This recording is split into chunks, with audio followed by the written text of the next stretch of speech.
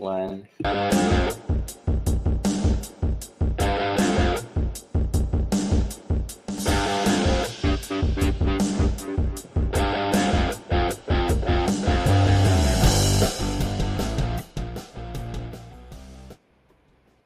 Good morning, hockey fans. This is Stephen Heisler with HeisHockey.com, the Victorious Hockey Company, and the absolutely crazy junior hockey discussion group on Facebook. You are watching the Junior Hockey Morning Show. We are on the World Sports Broadcasting Network, WSBN.TV, Facebook, Twitter, YouTube.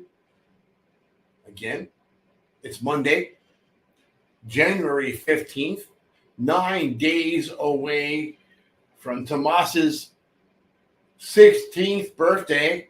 Man, that went by fast. 9 days. Tomas, how do you feel? Do you feel older today? You're almost there, almost 16. How do you feel? Old. Old. You feel old. Be the one that, yeah, I feel really old. See, today's topic, silly season and the Western Canada Super League. What are we talking about this morning? Let's start with this. We are about to enter an era of massive change in junior hockey. From Alaska to Florida and San Diego to Nova Scotia, the North American ladder of development is about to go through an amazing transition.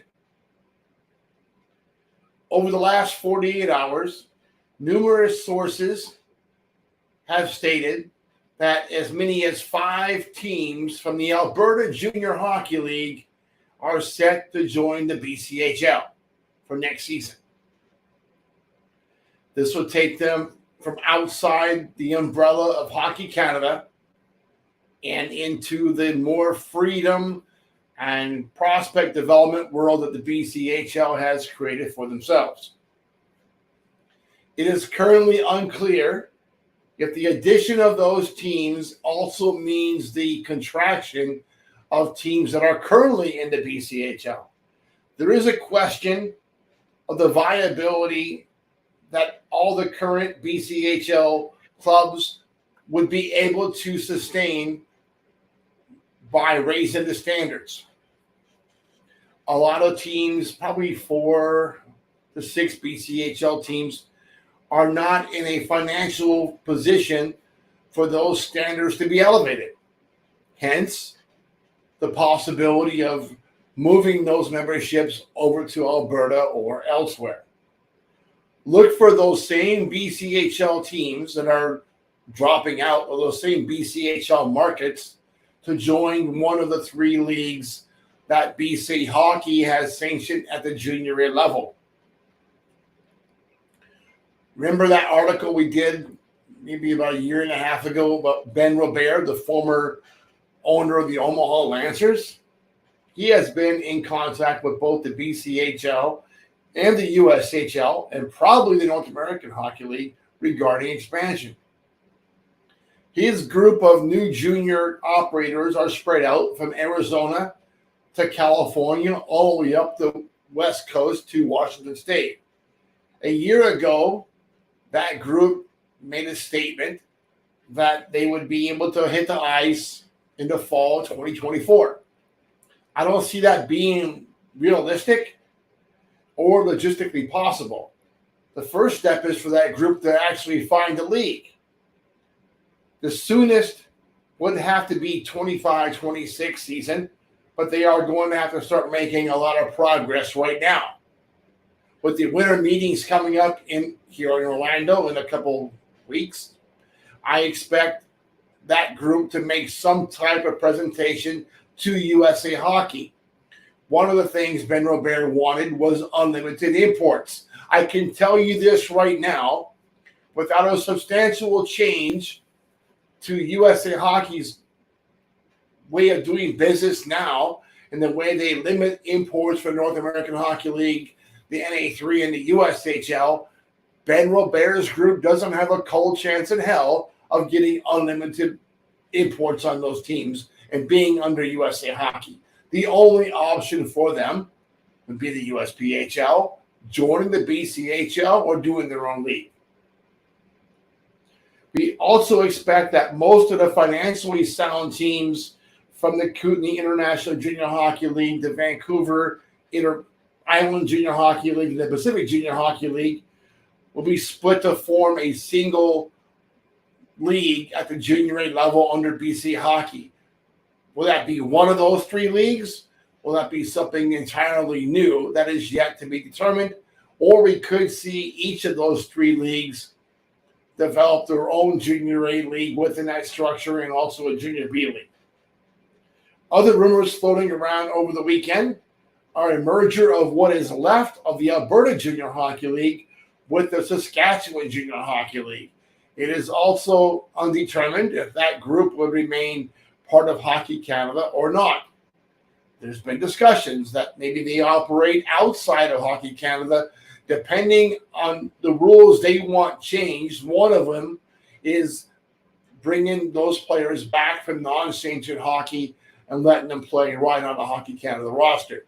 As of right now, those players are excluded from eligibility if they play in a non-sanctioned game after October 1st.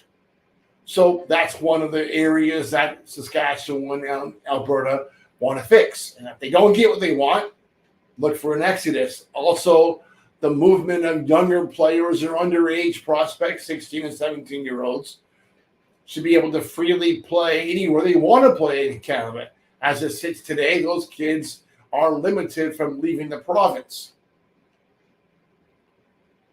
The AJHL was considering extending an invitation to the North American 3 Hockey League's Helena Bighorns, but that idea was firmly rejected and put to bed after the shenanigans last week in Bozeman. Not to be outdone, the North American Hockey League is expected to seek USA Hockey Junior Council approval for expansion for both the NAHL and their NA3HL brands. There's also the possibility of the relocation of existing clubs. Wasilla, Alaska, has a great rink and very easy travel partners. The right operator could easily pull in $500,000 a year in corporate sponsorships from the second largest market in Alaska. That's some serious coin.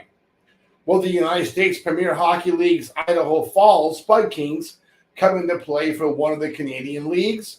Or can we see Mark Frankenfeld sweeten an offer from the North American Hockey League? Maybe Frankenfeld should grab Ogden too. Another USPHL question, will they be able to keep the brand together?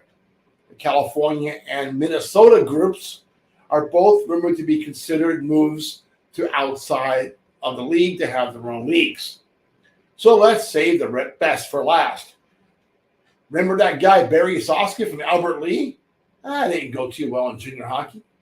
Well, he has several teams in a low-level, sort of professional, Federal Prospect Hockey League, and is rumored to be orchestrating a split to form his own league.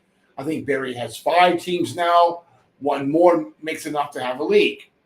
The remaining teams in the FPHL are up in the air about their response. One discussion could be a move to junior or simply under 23 levels of play. Combine all the above with the expected announcement from the NCAA that players from Canada's major junior Canadian Hockey League will be eligible for NCAA Division 1 and 2 play after the 24-25 season. We are about to see the biggest shakeup of junior hockey in the last 100 years. Are we ready? Dang, tell me we got through that pretty quick. It's Monday. It's going to be a busy week for us. Busy week for you. We're in the heart of a playoff hunt already. We have state tournaments around the country at AAA level already taking place. Wenatchee advanced, I think both teams, to go to the districts in Anchorage, Alaska later. Probably February, March. That should be exciting. Nationals are just around the corner. AAA 18s and 16s, I believe, are going to be in Las Vegas. We will probably be there Tommy and I. So this next 6 weeks should tell us a heck of a lot of stories. But until tomorrow, hope that you have a great day in hockey and enjoy your coffee. That was backwards again. All right, enjoy your coffee and have a great day in hockey. There you go, Tommy.